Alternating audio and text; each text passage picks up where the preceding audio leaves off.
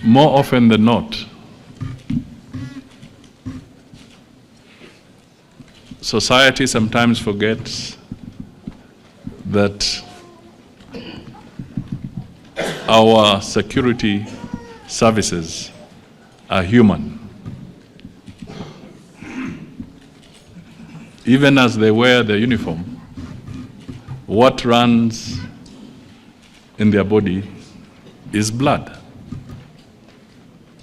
just like any other citizen. When you hear stories, as they are giving the citations of each of the fallen officers, you see those who are hit from terror. You see those who are hit from practices that have no meaning anymore, like cattle rustling. You see those who have fallen because they were coming out to protect our daughters and sisters from punitive cultural practices. You see those who have fallen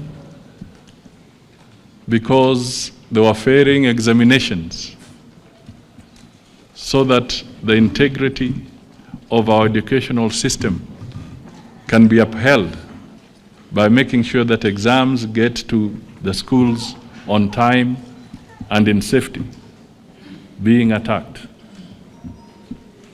Very heart-rendering moments that we rarely see out there. This is something that we need to work together as a nation to also let the public know that there are people, men and women, who are sacrificing for the good of this country. And it should not be a vilification game or attitude every other day. So, on behalf of the government, on behalf of the people of Kenya and the executive in particular, let me take this very, very solemn but important opportunity to say that we recognize you and we recognize what you do.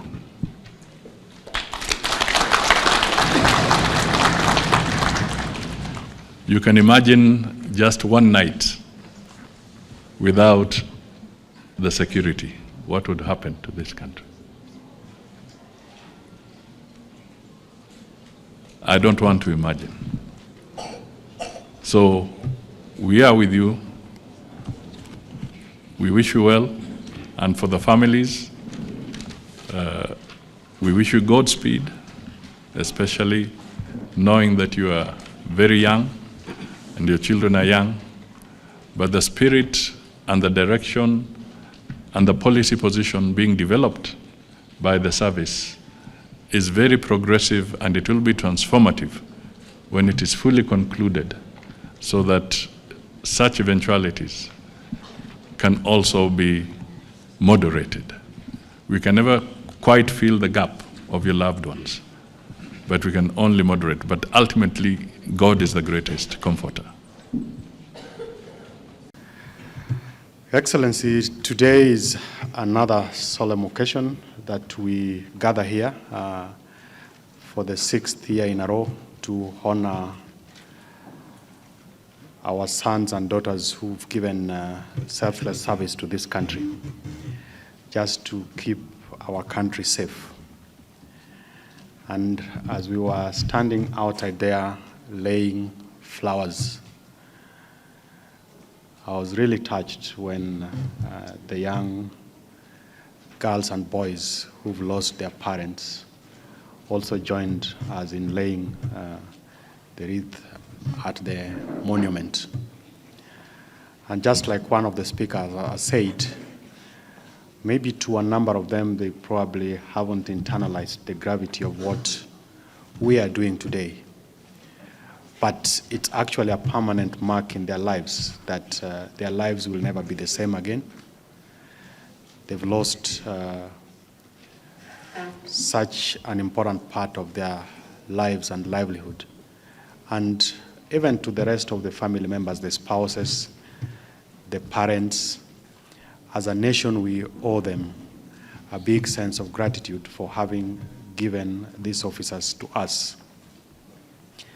And going through the circumstances that some of these officers have had to lose their lives, I think for me it calls on all of us as a country to start to ask ourselves what we need to do to actually honor them in the way that befits the sacrifices that they've made. When we lose officers trying to protect our girls from some of the cultural practices that we all have accepted that we cannot continue to live with. When we lose our officers in the front line fighting with bandits or helping us to deal with terrorism. And even in certain instances, when we lose officers whose only responsibility is to ensure that our sons and daughters do exams in a conducive environment, and then we have characters within us who take it upon themselves to take away their lives.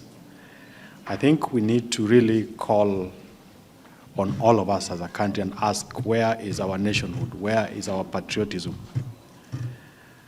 And many a times, as a country, we easily blame the police officers, our prison officers, as they try to do their work, and they do it diligently. We rarely stop to ask what our contributions are in keeping this country safe and also in advancing some of the things that we hold dear as a country. And therefore, as a PS within the ministry that is responsible for keeping the country safe, that is responsible for making sure that we do the best. His Excellency the President made certain commitments, and we are following through on those commitments. There were a number of recommendations, and part of those recommendations from the task force that was chaired by the retired Chief Justice Maraga included how to look after our fallen heroes. As we speak today, we are in an advanced stage of working on the Veterans Bill, and we have no doubt by the beginning of next year, it will see the light of the day when we take it to Parliament, so that the families of these gallant officers live in dignity, and also we have a much more predictable way of looking after our officers. I've also listened to what the representatives of the families have spoken to, the need for us to have a way of engaging and counseling them, amongst other support that we need to give to them. And working closely with you, Your Excellency, together with the Inspector General of Police and my colleague, PS for Correctional Services, we will ensure that we give them the support and the dignity that is befitting of the families. Your Excellency, without taking a lot of time, is to also appreciate the honor that you've given us, despite your very busy schedule, to come and preside over this important event. With those many remarks, may I ask that we all be upstanding as I invite Your Excellency to address us. Thank you. Today Today, we dedicate and honor men and women who were killed in brave execution of duty. The heroes and heroines should truly give us a pause to reflect. Brave officers whose backgrounds and stories are as diverse as our nation itself gave their lives to protect our safety and to defend our freedoms. They are forever bound together by an unbreakable bond of valor, as I echo the words of Minot Savage, that the brave never die. Though they sleep in dust, their courage nerves as 1,000 living men.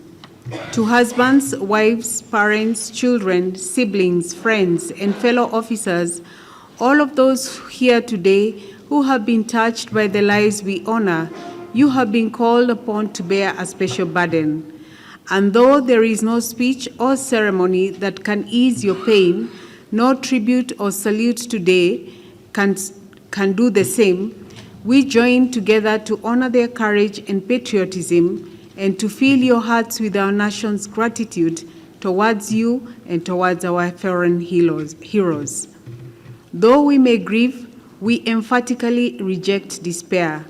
Unlike most other careers, the brave men and women who embark upon a life of law enforcement know fully that they might one day be called upon to lay down their lives on the call of duty. Those we honor today made that choice. Indeed, they embraced it. They have paid the ultimate price. They have served and sacrificed for a purpose greater than themselves. I can think of no truer definition of a hero. They have served and lived for the common good. To them, J.F. Kennedy's words, "Think not what the country can do for you, but rather what you can do for the country," rings true. The flowers we have laid today will remind us that we must all be keepers of the flame once borne by our fallen heroes. Let us bind ourselves together with a new bond of service to make our country brighter, safer, and more hopeful. And in so doing, let us honor the memory of our fallen heroes every day. We read in the scriptures, "Greater love has no man than this, that a man laid down his life for his friends." Let us remember these words today and always. And in deepest gratitude, let us be secure in the knowledge that our dear friends rest in peace, beholding the glory of God and in a place of honor. May God rest their souls in eternal peace. To you, the families of our fallen heroes, may you be consoled and may you never lack in all your needs. Know that we pray for you daily and that we appreciate what you do. Do it well, because it is for the greater glory of God. May God continue to bless you. May he protect you, and may he lead you to render your service to this our great country, that we always are positive, that we will always be patriotic, and that we may be loyal to our country and to our president. May God bless us all. Thank you very much.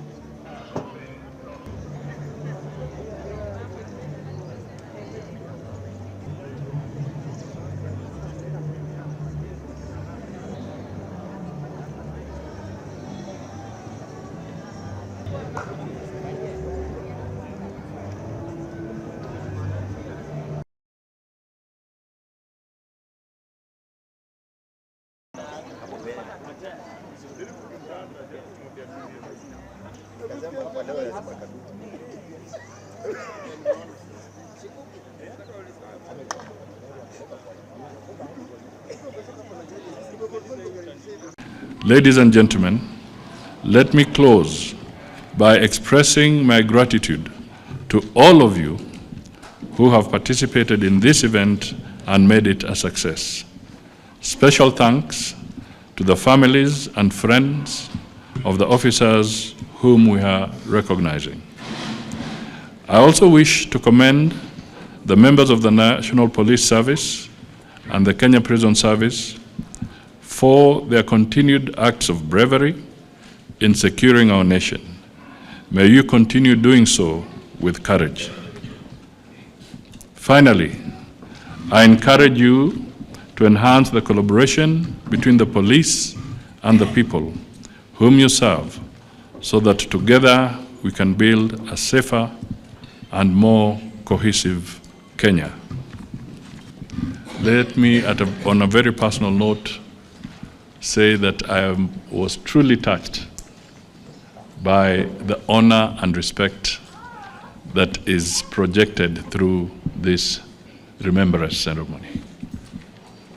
It is exceptional, it is moving, and it is equally befitting. I commend you for recognizing your heroes and heroines.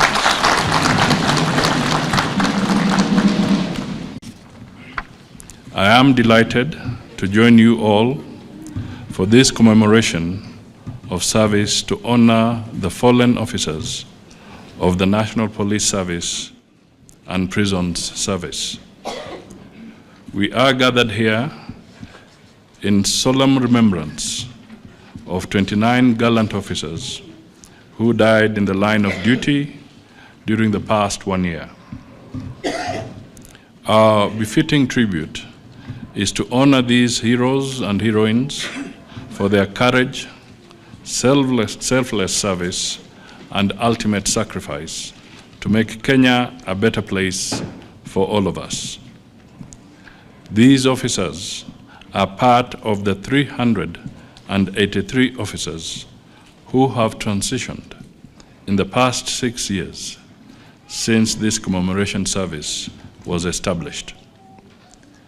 Their names will be engraved on the commemorative monument, which is updated every year. It is gratifying to note that the leadership of the police and prison services have ensured that this ceremony is observed every year without fail. This is particularly comforting to the families of those departed officers and the colleagues who worked with them. This platform provides us with an opportunity to reflect on their remarkable legacy and to reaffirm our unwavering commitment to the values they dearly upheld. Their dedication inspires us to continue serving our country with integrity, resilience, and deep sense of duty to improve the security of our people. It also challenges us to support the families of the officers who are breadwinners of their families and departed at a young age. They need our emotional support and resources to continue meeting daily needs. The government encourages the police and prison services leadership to use compassionate initiatives to support these families. It is comforting to note that 6 widows and 3 orphans were recruited during the last cohort in January 2023, as indicated by the Inspector General. I am assured that qualified widows, widowers, orphans, and the next of kin will continue to be considered in subsequent recruitments. The families are also receiving compensation, irrespective of the causes of death, whether by accident, work-related causes, and stress-related suicides. The level of compensation is higher for accidental deaths, which is in line with best practices, but across the board. This scheme and ensures equity and fair treatment for all affected officers. Furthermore, we assure these families that the government has engaged insurers to ensure prompt settlement of claims. The National Treasury will ensure premiums are disbursed in time to avoid claims being delayed by pending premiums. Prior to this event, the affected families received fair tokens for Christmas. The Office of the CS has also, in past occasions, sponsored these families with tokens, foodstuff, and payment for lunches or meals during the festive season. Let me reaffirm the government's commitment to improving the welfare and working conditions of all officers and their families through decent housing, improved medical services, and counseling for those who are mentally or socially distressed.